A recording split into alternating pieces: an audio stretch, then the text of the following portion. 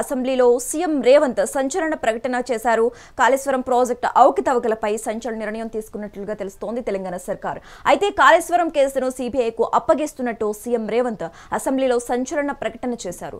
దర్యాప్తుకు సభ ఏకగ్రీవంగా నిర్ణయించింది. నిజాయితీతో విచారణ జరగాలని ఆశిస్తున్నట్టు సీఎం రేవంత్ అన్నారు. కాళేశ్వరం కేసును సీబీఐకి అప్పగించడమే సముచితమన్నారు రేవంత్ రెడ్డి. కాళేశ్వరం పేరుతో దోచుకున్న వాళ్ళందరికీ శిక్ష పడాలన్నారు. నిజాయితీగా నిష్పక్షపాతంగా విచారణ జరగాలనే కాళేశ్వరం కేసును సీబీఐకి ఇస్తున్నట్టు ప్రకటించారు CM Revanth. Justice PC commission అలాగే ఎన్డీఎస్ఏ ఇతర ఏజెన్సీలు క్రిమినల్ చర్యలకు అర్హమైన అనేక లోపాలు అవకతవకలను గుర్తించినందువల్లే కాళేశ్వరం కేసును సీబీఐకి అప్పగిస్తున్నట్లు చెప్పారు. 3 బ్యారేజ్ల నిర్మాణంలో తప్పు జరిగిందని, అసలు ప్లానింగే లేదని కమిషన్ తన నివేదికలో తేల్చి చెప్పిందన్నారు. మేడిగడ్డ కుంగటానికి ప్లానింగ్, డిజైన్ నాణ్యత, నిర్వహణ లోపాలే కారణమని ఎన్డీఎస్ఏ గుర్తించిందన్నారు. వీటన్నిటిపై మరింత లోతుగా సమగ్రంగా దర్యాప్తు చేయాల్సిన అవసరం ఉందని కమిషన్ సూచించడంతోనే కేసును సీబీఐకి అప్పగిస్తున్నట్లు ప్రకటించారు సీఎం రేవంత్. అలాగే కాళేశ్వరం ప్రాజెక్టులో కేంద్ర ప్రభుత్వ రంగ సంస్థలు, రాష్ట్ర ప్రభుత్వ శాఖలు, అంతరాష్ట్ర సంస్థలు కూడా భాగస్వామ్యమయ్యాయి. ఇక ఇదే అంశానికి సంబంధించి మోర్ అప్డేట్స్ మా ప్రతినిధి శ్రీనివాస్ లైవ్ ద్వారా అందిస్తారు. శ్రీనివాస్, కాళేశ్వరం కమిషన్ పై ఏదైతే నిన్న సుదీర్ఘంగా అసెంబ్లీలో చర్చ జరిగింది.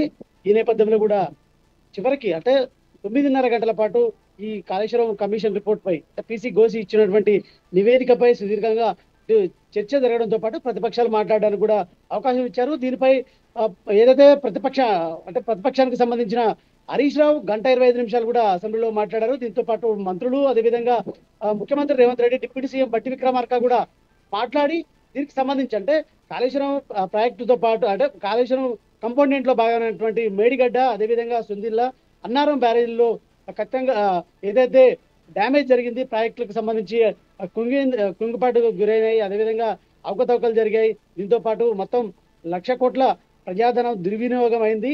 కాబట్టి ఖచ్చితంగా చర్యలు తీసుకోవాల్సింది అంటూ కూడా ఇప్పటికే ఏదైతే పీసీ ఘోష్ కమిషన్ ఇచ్చింది. పీసీ ఘోష్ కమిషన్ 15 నెలల పాటు ఈ కాళేశ్వరం ప్రాజెక్టుపై కూడా జరిగినటువంటి అవకతవకలపై పీసీ ఘోష్ 15 నెలల పాటు పలువురు విచారించింది. అటు చీఫ్ ఇంజనీర్లు కావచ్చు, అప్పటి మాజీ ముఖ్యమంత్రి కేసీఆర్, అదేవిధంగా ఇటు అప్పటి ఇరిగేషన్ మంత్రి ఉన్నటువంటి హరీష్ రావుతో పాటు ఆర్థిక మంత్రి ఈటల రాజేందర్, వీరందరినీ విచారించి ఒక నివేదికను అంటే 645 పేజీల నివేదికను ప్రభుత్వానికి పీసీ ఘోష్ కమిషన్ ఇచ్చింది. సో ఈ క్రమంలో కూడా ఆ నివేదికను అసెంబ్లీలో కూడా ప్రవేశపెట్టి దానికి సంబంధించి చర్చ జరిగింది. సో ఈ నేపథ్యంలో కూడా పీసీ ఘోష్ కమిషన్ తో పాటు ఎన్డీఎస్ఏ రిపోర్ట్ ఆధారంగా ఖచ్చితంగా చర్యలు అంటే అర్హమైన చర్యలు తీసుకోవడానికి అర్హమైన అన్ని అంశాలు ఉన్నాయి. అదేవిధంగా తప్పగా అంటే డిజైన్ మార్పు అదేవిధంగా లోపాలు కూడా గుర్తించినట్టు కూడా అసెంబ్లీలో కూడా సీఎం రేవంత్ రెడ్డి చెప్పారు. సో ఈ క్రమంలో కూడా దీన్ని సిబిఐ విచారణకు ఆదేశిస్తూ కూడా ప్రభుత్వం నిర్ణయం తీసుకుందని చెప్పొచ్చు. ఎందుకంటే ఇప్పటికే దీంట్లో ఎన్డీఎస్ఏ కావచ్చు, అదేవిధంగా పీసీ ఘోష్ కమిషన్ అనేది కూడా రాజ్యాంగబద్ధమైన కమిషన్ కాబట్టి దీనికి సంబంధించి జాతీయ సంస్థలు, దర్యాప్తు సంస్థ ఉన్న నేపథ్యంలో కూడా సిబిఐకి అప్పగిస్తేనే ఖచ్చితంగా దీనికి సంబంధించి న్యాయం జరుగుతుంది. ప్రజాధనం దుర్వినియోగమైనటువంటి ఎవరైతే వ్యక్తులు ఉన్నారో వారికి ఖచ్చితంగా శిక్ష పడుతుంది అంటూ కూడా సీఎం రేవంత్ రెడ్డి చెప్తున్న పరిస్థితి. కానీ బీఆర్ఎస్ దీన్ని కొట్టిపారేస్తుంది. పీసీ ఘోష్ కమిషన్ అనేది ఇది ఓన్లీ ట్రాష్ మాత్రమే, ఇది తప్పుల తడక చెత్తబుట్టలు వేయాలి అంటూ కూడా దాన్ని ఏదైతే వాకౌట్ చేసి గన్ పార్క్ దగ్గర మీడియాతో కూడా మాట్లాడారు. ఈ నేపథ్యంలో కూడా ఏదైతే కేసీఆర్ ని బదనాం చేయడానికే ఇదంతా.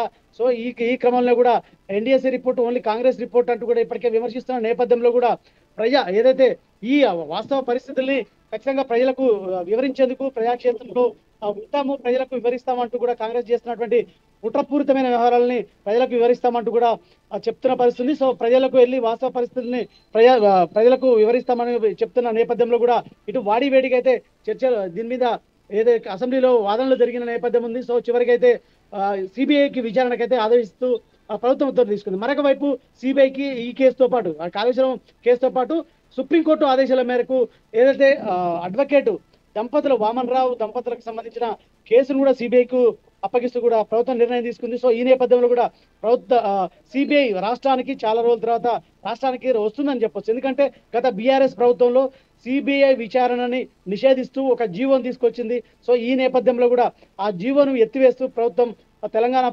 కాంగ్రెస్ ప్రభుత్వం నిర్ణయం తీసుకుంది. సో సిబిఐ విచారణ జరిపేందుకు ఈ 2 కేసులు వామన్ రావు దంపతుల కేసు కావచ్చు, అదేవిధంగా కాళేశ్వరం కమిషన్ కేసుకు సంబంధించిన ఈ 2 కేసులను అప్పగిస్తూ నిర్ణయం తీసుకుంది. త్వరలో సిబిఐకి ఆహ్వానిస్తూ కూడా ఒక ప్రభుత్వం జీవో తీసుకొచ్చే అవకాశం ఉంది. మొత్తంగా కాళేశ్వరం కమిషన్ ఏదైతే వ్యవహారం అనేది కేంద్ర దర్యాప్తు సంస్థలకు చేరిందని చెప్పొచ్చు. ఈ నేపథ్యంలో కూడా బీజేపీ కూడా స్వాగతిస్తుంది. బండి సంజయ్ కొద్దిసేపటి క్రితమే మాట్లాడారు. సిబిఐకి అప్పగించడానికి కాళేశ్వరం కేసుని స్వాగతిస్తాం, ఖచ్చితంగా వెంటనే చర్యలు తీసుకొని అంటే వెంటనే విచారణ చేపట్టి దోషులపై చర్యలు తీసుకోవాలంటూ కూడా ఇప్పటికే బండి సంజయ్ చెప్తున్నారు. బీజేపీ మాత్రం స్వాగతిస్తుంది, బీఆర్ఎస్ మాత్రం దీన్ని వ్యతిరేకిస్తుంది. అదేవిధంగా వామపక్ష పార్టీలు సిపిఐ కూడా దీన్ని సమర్థిస్తున్న నేపథ్యంలో మొత్తానికైతే ప్రభుత్వం అయితే సిబిఐ విచారణకైతే అప్పచెప్పిందని చెప్పాలి.